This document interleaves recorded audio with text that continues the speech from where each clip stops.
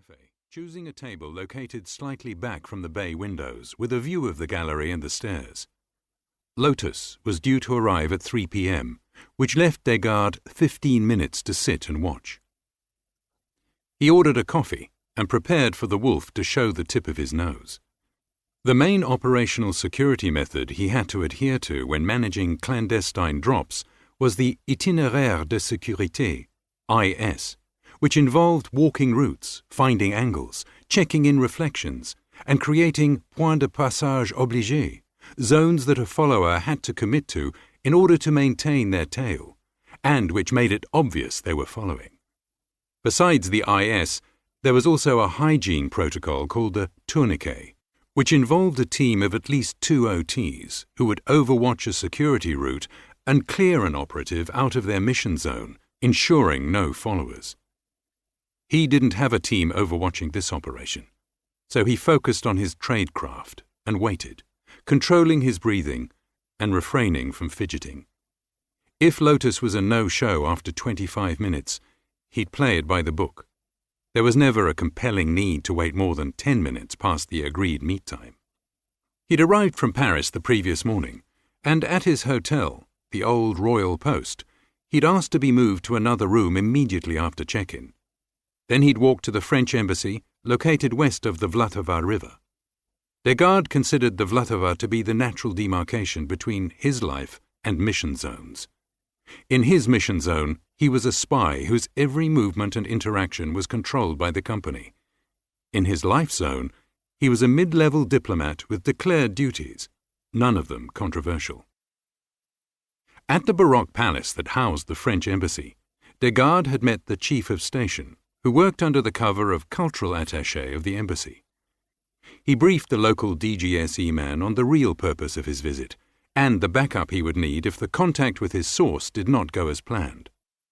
Contact with an already recruited source did not usually necessitate a DO protection scheme, so Desgardes was responsible for his own safety.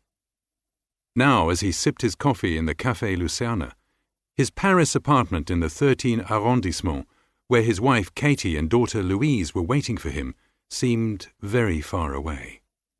He tried not to think about Paris. Some operatives in the company could spend weeks in the field under these conditions, somehow remaining calm and focused, and keeping their families in a separate mental compartment. He didn't know how they did it. Instead, he turned his mind to the meeting with Lotus, the code name for Lado Davashvili, a former member of the Georgian government who'd branched into the business world in the early 1990s when the Soviet bloc fell. Davashvili spent very little time in Tbilisi with his family, given his job kept him so busy meeting prostitutes at luxury hotels. Lotus provided everything that might be required by a foreign government or its contractors: drugs, escorts, boats, planes, IDs, and weapons. What the DGSE required was hard-to-come-by intelligence. There was no collusion between the company and Lotus, only an exchange of documents for cash.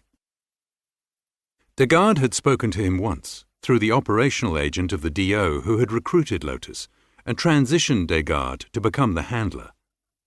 That three-way meeting in Vienna had been a memorable one for Desgardes, not just because he'd met Lotus for the first time, but because he'd met the well-known Aguilar from the DGSE's Y division, the section responsible for clandestine operations.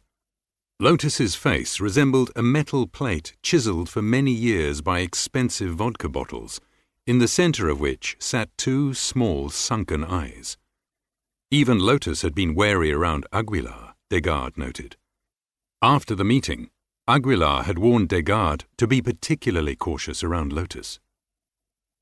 Avoid talking to him, and always be very careful to carry out your personal security measures. Imagine you're dealing with a cobra in a round room. Since that initial encounter, Desgardes had met Lotus clandestinely in the major cities of various European countries, always under the guise of business trips.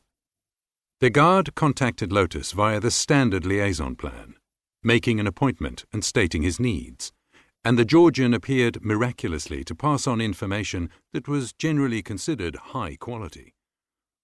While impressed by the level of information,